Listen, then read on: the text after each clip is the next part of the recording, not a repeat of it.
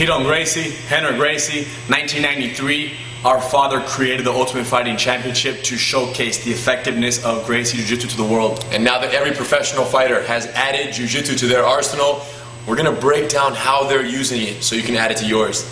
BJ Penn? Matt Hughes. Dang. Was there Jiu-Jitsu used? Was there Jiu-Jitsu used? There was Jiu-Jitsu omitted. How about that? Yeah.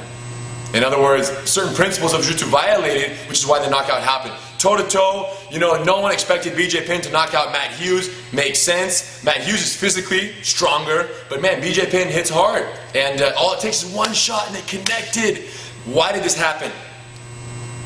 Dang. Violation of a critical, simple, basic Gracie Jiu-Jitsu principle of distance management. Of course, Matt Hughes was the stronger one, so he felt confident going toe-to-toe, stepping in there, being within that one arm length distance, swinging punches, but guess what?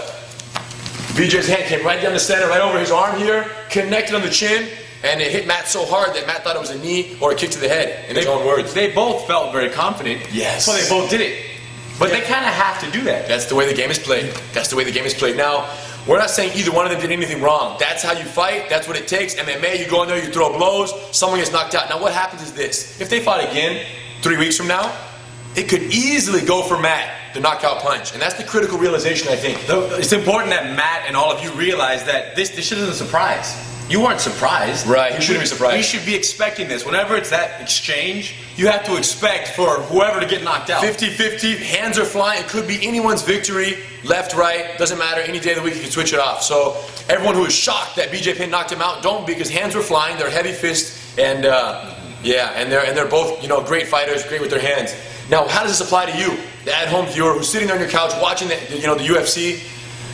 How does it apply? Well, they're going to go out there and think to themselves, you know what, wow, I need to do what BJ Penn did. That's how I'm going to win my fight. Well, look how good he did it. It was so simple, 1-2, yeah. Boom. Put Matt Hughes down. I can learn that. We're not so concerned with what happened in the cage. We're concerned with how that affects the minds of the viewers in terms of how to win a real street fight, a real self-defense situation. Now, if you've been training boxing for, 14 years every day, that's a different story. And you get in a fight with someone who's about your same size, throwing blows might be a wise choice because you might land a good shot, they go down, it's your best bet. However, if you're fighting someone who is bigger, heavier, and stronger, and you get in a fight, and both of you are throwing blows, left, right, it's a 50-50 draw. And if they're bigger than you, there's a better chance they hit you. So what's the strategy? Well, distance management. The goal is at all times to be too far from the punch or the kick, and then if the hands are flying, to of course close the distance and then be too close. Now, of course in professional fighting, he's going to do everything he can to stop that engagement. However, in a street fight, in a self-defense situation,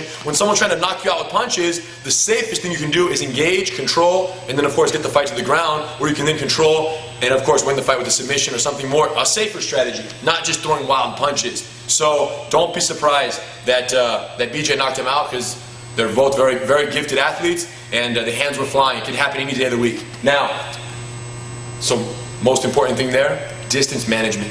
Lyoto Machida and Quinton Rampage Jackson. Incredible fight. Okay? Rampage by decision. Lyoto Machida had an interesting third round, so a lot of grappling scenarios there. We don't really care who won the fight. We could vote, though, that at the end, Machida was doing a little better. Yeah, a little more top, a little more control, a little dominating. Yeah, and if the fight would have kept going, Machida could have won that match as well. But guess what? That's not how the fight is made. There was one cool leg lock. There was a cool leg lock. There was a cool Kimura attempt from the side mount. We don't care who won the fight. We just care that in the fight, there were lessons that may have been slipped by. They might have been missed by you guys. So we want to kind of bring them out and show you a couple details. First, he landed in, lay down please, in the half guard. Machida landed in Rampage's half guard here. Boom, boom, seated half guard position, elbow over the head for the wrist. He started to threaten the Kimura from here. And Rampage had a very loose half guard. This leg was kind of very casually trapping. Machida started wrapping this. He stepped out. He got to the side mount. But Rampage took the back hand, put it between his legs right here, like this, and was like trying to hug my thigh, just basically controlling between my legs right here, which was wise, because what he was trying to stop was me from stepping this leg, my bottom leg, from stepping over the head right here. This leg gets over in this direction, or they can walk all the way around. They can catch the arm here. So he was just very concerned with the bottom leg traveling.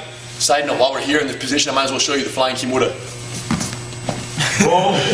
If he doesn't grab my leg or control the hip very well over here, I'm going to keep the Kimura locked, double wrist grab, pinning it down into his hip, push off this foot, lift my hip straight up, bring the bottom leg out as if I'm getting up in base. Gracie combatives.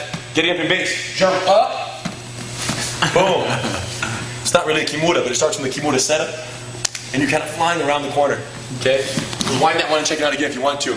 But Rampage wasn't having that because he was hugging the leg, preventing the step over the head. Smart. Smart. So here we go. Half guard. That was one try. He tried to step out, tried to go for that. While he was hugging the leg, Machida realized he couldn't do any Kimura, any jump around, any arm locks. So what did he do? He let go and he stepped over, he mounted. Great. From the mount, he creeped up. Rampage is exhausted by now. He brought the blade across the neck, creeped up the knee to the head, inverted the leg, and then Machida stepped over the head here and grabbed this leg. Boom. Lock your bicep roll. And pulling this leg, he brought Rampage right to his knees. That was the error, if there was one. Because what happens is, if you're going to grab a leg, it should be the inside leg. The inside leg is what we normally teach, because that prevents Hidon from being able to square up and go to his knees toward you. Come up. He can't. My bottom leg has to go out, has to turn like this. And by pulling the top leg, you're doing that. You're bringing him up. So you bring him into the guard, which allowed the stack up, which allowed the... Holding the bottom one up doesn't allow my hips to turn. So you don't always have to grab a leg. In fact, if you were to fall here, if you would have just had his hand on the ground and kind of put heavy leg pressure, we like to switch. Hand on the ground, driving the hips, keep good pressure, use your shoulders for stability. There are many things you can do. The problem is we're so excited, we're so tight to get the arm lock that you're almost like just like a rocking chair. He brought him up with the leg here. Rampage went up, and then we got to this point right here. Rampage stood up. Picked him up right here, and as he picked him up, go ahead. Oh, look, pick me up. Not gonna pick you up. When he picked him up? He picked him up to slam, but Machida let go and went to a standing position, which was very wise. He saw Rampage's slam from the Pride fights. Incredible. So altogether, great submission attempt there by Machida. Very wise defense by Rampage. The lock the bicep, the going to the knees, the get up and the slam. And then finally, after that stand up, they got into a clinch, which was pretty cool. Machida's pushing the pace now because he knows he's losing the fight. So he gets in the clinch, we end up here, the arm came over the head, he turned the corner, and now we're in the rear clinch right here. And there was a very interesting heel hook attempt that probably slipped by, nobody saw it, 90% of the world, yeah. So from here, he was in a rear clinch, okay, and from here we have a standard rear takedown. But Machida went one step further. He took this leg and he let it go through. Boom! That's what he wanted to do, the inverted heel hook from the rear clinch. Incredible. He would like to have got this, but as he sat, it was a little loose, so this leg slipped out that way, Rampage stood up, victory. You know? One more time on that, we're going to try, bro. So here is extremely slow. Watch which leg Hidon brings through. I'm gonna let go a little soon so you can see, but I sit. Imagine I still pull him, he falls. It's ridiculous. Yeah, so the momentum in the body, it's almost like Hidon's body becomes a log behind my heels that trips me, and then the momentum brings me over, and his leg snakes through and around for the heel hook. One more time, so you can make sure. We apologize for wearing the same shorts, because it's like all these legs are getting entangled, okay? They're both long, and we have the same shorts, and you guys don't even know really whose leg is whose. But Hidon is coming through the center, okay? Watch this. Slow. And then he pulls me over his hip right here. I fall, and then this leg comes across here. This bottom leg has to come out to the other side. Critical. That's the most important detail. If he doesn't, he's gonna fall on your foot. We end up like this, and then you have no inverted heel hook because that leg's not there.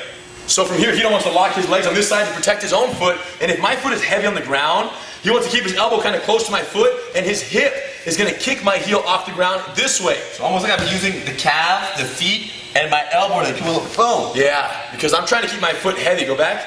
I want to prevent my heel from being exposed. As long as my foot's on the ground, I'm reasonably safe. But when Hidon kicks his hips into my heel and pulls my calf down to its stomach, it totally kicks it. He scoops it right away.